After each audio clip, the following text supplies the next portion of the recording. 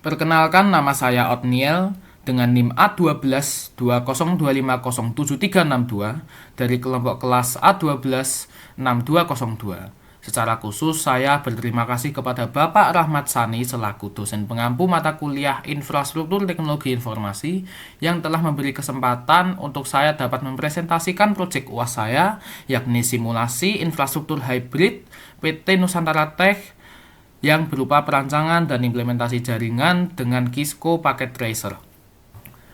Sebelum kita alokasikan IP-nya, saya akan jelaskan terlebih dahulu terkait variabel identitas yang nanti akan digunakan pada format, di mana X diambil dari digit terakhir NIM saya, Y diambil dari digit terakhir kode kelas saya, sehingga diperoleh hasil seperti pada slide di mana XX bernilai 62, kemudian X bernilai 2, dan YY bernilai 02. Berdasarkan variabel identitas dan format soal, maka diperoleh hasil seperti pada slide berikut ini. Dan saya akan jelaskan juga bagaimana perhitungannya. Jadi di sini diketahui bahwa formatnya adalah 10xxyy 0 per 2x. Maka bit networknya adalah 22 karena X artikan sama dengan 2. Kemudian untuk perhitungannya, maka jika kita lihat dari oktet pertama dan oktet kedua yakni 10 dan 62, artinya ada 16 bit tetap, sehingga sisa bit network untuk oktet ketiga adalah 22 dikurangi 6, 22 dikurangi 16, sehingga sisanya adalah 6 bit. Jika bit subnet itu kan artinya 8 kurangi 6 sama dengan 2 bit, maka untuk block size-nya adalah 2 kuadrat, artinya block size-nya adalah 4. Sedangkan YY itu bukan kelipatan 4. Maka saya di sini melakukan pembulatan sehingga diperoleh hasil 1062 0 dan 0 per 22. Kemudian untuk kantor cabang, karena formatnya 100 YYXX 0 per 26, di mana oktet keempatnya adalah 0 dan otomatis ini akan langsung valid, kita bisa langsung masukkan variabel identitasnya. YY sama dengan 02, XX sama dengan 62, sehingga diperoleh hasilnya adalah 100, 02, 62, 0 per 26. Kemudian jangan lupa usable hostnya dihitung, 32 kurangi 22 sama dengan 10, 2 pangkat 10, 1024 kurangi 2, 1022. Kemudian cara yang sama diterapkan sehingga diketahui host untuk kantor cabang juga, yakni 62 host.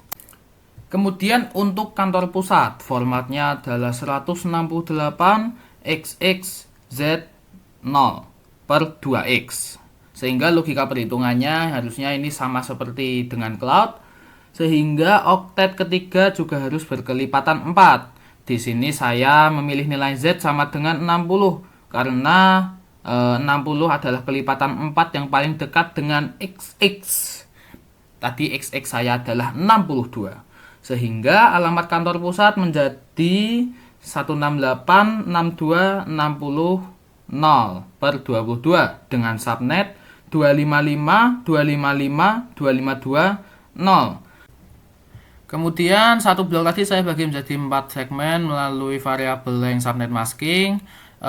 Di sini sudah saya urutkan seperti pada slide, mulai dari kebutuhan yang paling banyak ke yang paling kecil. Jika kita jumlahkan semuanya usable hostnya, maka usable hostnya masih cuma 952 host saja, sedangkan kapasitas blok yaitu 1024, sehingga di sini maskingnya valid, tidak terjadi overlap sama sekali. Kemudian di sini saya akan menjelaskan bagaimana demonstrasinya melalui Cisco Packet Tracer melalui topologi yang sudah saya buat. Di bawah saya punya kantor pusat dan di atas saya punya kantor cabang. Saya akan langsung masuk saja ke static routingnya. Di sini saya melakukan static routing ke kantor pusat dan kantor cabang dan ke cloud internet juga. Di kantor pusat saya melalui 1010 yang hubnya ke 10.10.10.2 ini merupakan semuanya yang ke kantor pusat. Jadi 168.62.60/23 ini merupakan static routing menuju ke lantai 2. Di bawahnya, di sini menuju ke lantai 3 ruang 1 dan yang ini menuju ke lantai 3 ruang 2. Mohon maaf, di sini ada kesalahan penulisan. Di sini seharusnya lantai 3 ruang 2. Kemudian saya juga melakukan static routing menuju ke router cabang. Router cabang ini yang networknya 102.62.0/26 sesuai dengan label 100.262.0/26. Kemudian di bawahnya saya juga melakukan routing ke cloud server dan hubnya ini melalui sini ya, lewat sini. Hubnya ke atas, ke Asa Firewall ini. Kemudian saya akan langsung lanjut ke router lantai 2. Ini lebih sederhana. Mirip-mirip seperti dengan yang router lantai 1. Jadinya saya routing ke router lantai 1. Ini router lantai 1. Kemudian saya routing ke lantai 3.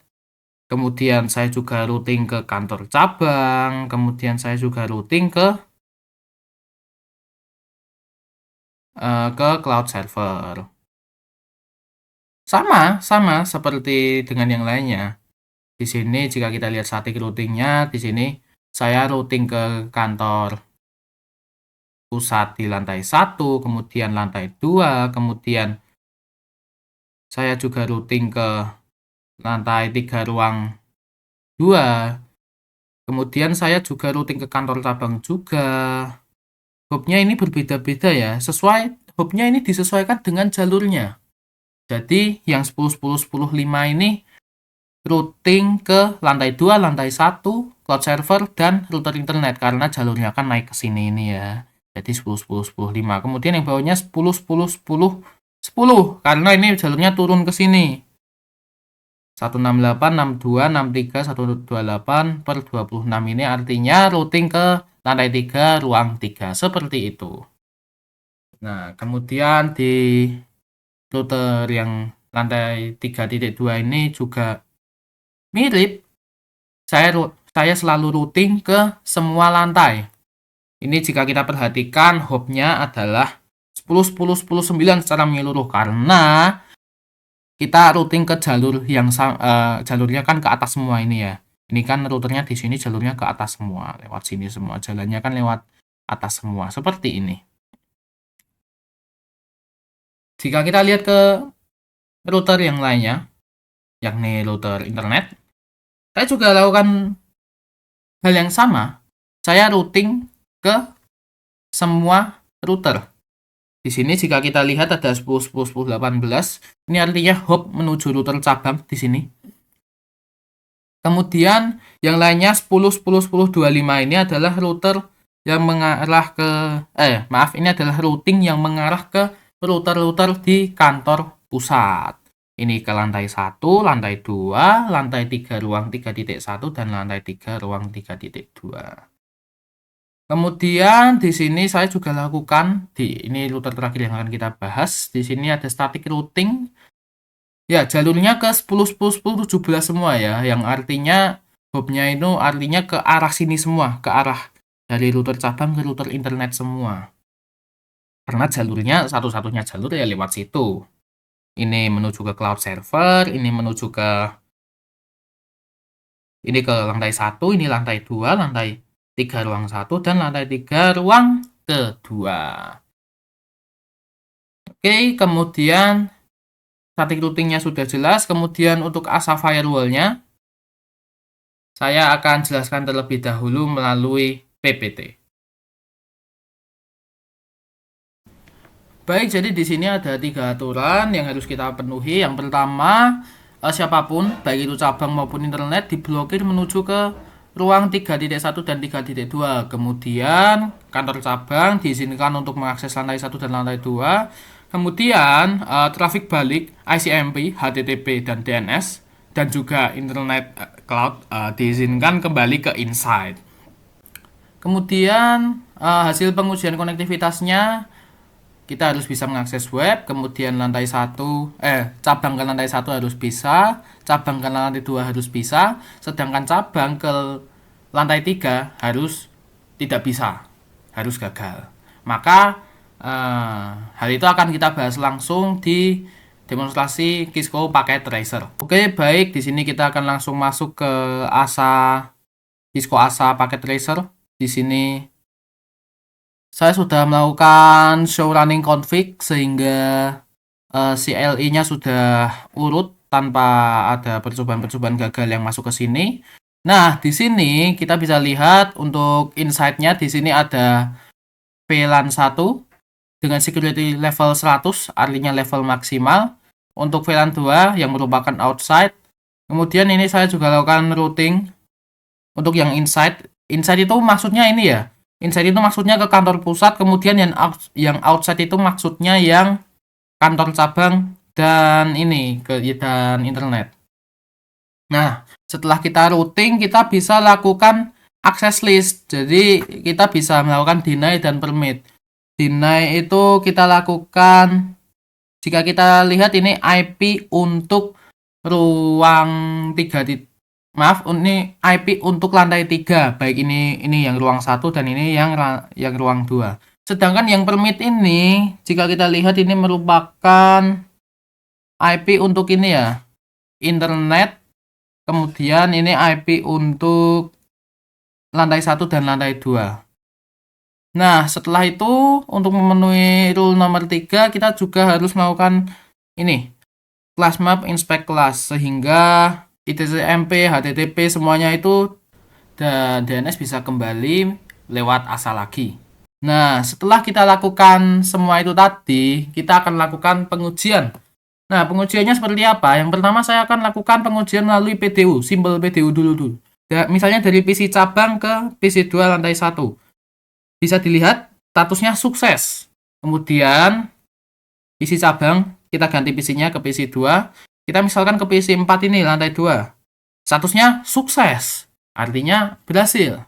Nah, kemudian kita coba lagi. PC cabang ke lantai 3. Apakah bisa? Tentu saja tidak bisa.